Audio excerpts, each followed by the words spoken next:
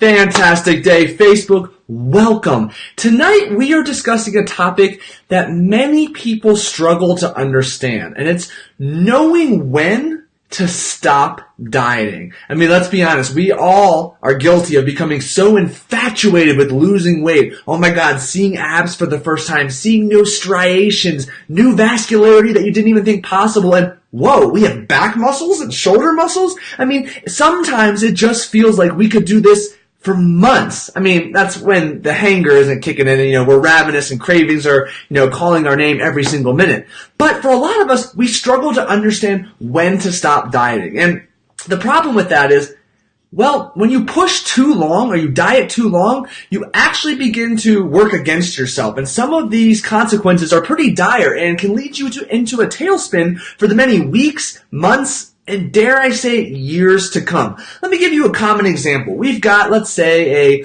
5'5", 140-pound female. She's beautiful already. She wants to take it up a notch and dial in her nutrition and exercise to compete on the bikini stage at a local fitness competition. So what does she do? She diets. And she diets. 3 months pass, 4 months pass, 5 months pass, 6 months pass, and she's still freaking dieting. So now all of a sudden she's been dieting for 6 weeks. She does her show. She does wonderful. She has an epic cheat meal. And then she's ravenous. She has no energy. She feels like she's hangry around the clock. And the scale just steadily creeps up, up, up, up, up. But the thing is, she hasn't really changed her intake that much. And now all of a sudden, she's having, the odd cheat meal here because, again, she's ravenous. She was dieting for 6 months. But the scale continues to climb, though her baseline calorie intake still remains very, very low. Well, as you can imagine, that's extremely frustrating. And out of this frustration and this stress and this anxiety that's surrounding the scale is, well, all of a sudden, we binge. We have more cheat meals, bigger cheat meals. Now we're cheating what seems like every other day. We've completely lost sight of our diet. And before you know it, within a matter of weeks, maybe a month or two, this poor woman, is back at her pre-diet weight from pre-6 months of dieting. Yet her baseline calorie intake is still really low. What her body has ultimately done is just stored and stored and stored all of the excess calories that she provided in an effort to protect itself against any future stresses. And by stresses in this instance, I mean dieting.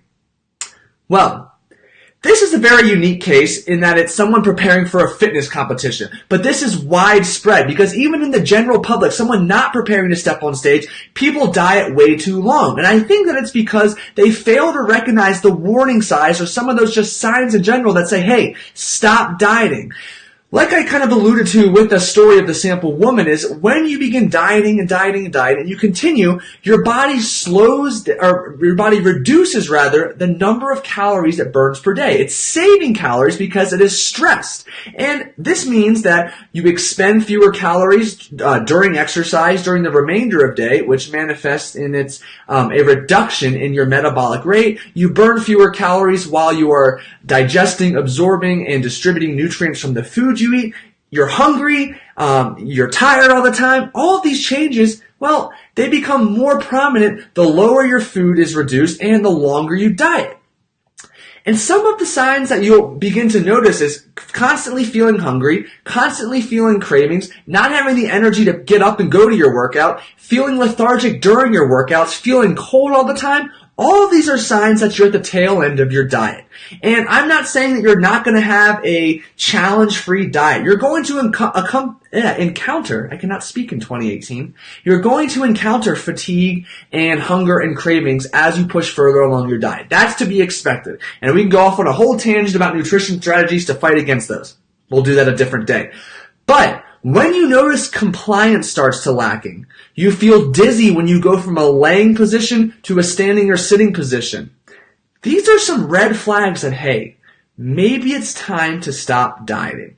So now let me go back a step, give you the general or bigger picture recommendation, and then we'll dive into some specific red flags. I like to have people diet for 10 to 14 weeks. Let that sink in for a minute. That's about 2.5 to 3.5 months. Even if I'm working with someone who really needs to get down to extreme body fat percentages for a figure bodybuilding physique competition, I'm still going to try to stick to that timeline. However, we're going to prepare well in advance so that we can tackle multiple dieting phases interspersed with post-dieting maintenance phases, of course, as necessary to get them to their desired stage of leanness or readiness to do well in competition. But outside of that, no, we don't go any longer. 10 to 14 weeks is kind of that sweet spot. And the first red flag is that you are struggling to stay compliant. The deeper you are into a diet, the more significant of a negative impact that cheat meal or that cheat day has on your short and long-term progress. And that's because now, 10 weeks into your diet, your body is accustomed to far fewer calories than it was 10 weeks ago at the beginning of your diet. Maybe you started at 2,200 calories, now you're down to 1,200 calories per day.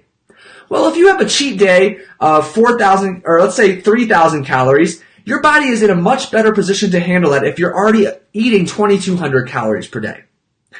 But if you're accustomed to eating 1,200 calories per day, or nearly a third less than that 3,000 calorie cheat day, well, all of a sudden your body is overwhelmed. Again, it wants nothing to do but to store. So if you notice these cheat meals becoming more frequent and you're giving into temptation or those hunger pangs or those cravings, and you know other nutritional strategies are in place, you're focusing on fiber, high protein meals, getting plenty of fluids in, it's time to consider switching out of that dieting phase and transitioning into a post-dieting maintenance phase. Additionally, if you begin to notice a significant decline in your performance, I'm talking about you're doing 10 to 20% less in terms of total weight on the bar or the dumbbell or the kettlebell than usual, if this continues for at least a week and you're getting enough sleep, stress is well managed, and you've had an active recovery or a deload week recently, it's time to also consider pulling yourself out of that calorie deficit and moving into a post-dieting maintenance phase. If you have been cold all the time and you notice you feel faint when you go from a sitting or a lying down to a standing position, and this has been going on for more than a month, and again, stress management, compliance, sleep are all in place, it's time to start transitioning out of a dieting phase.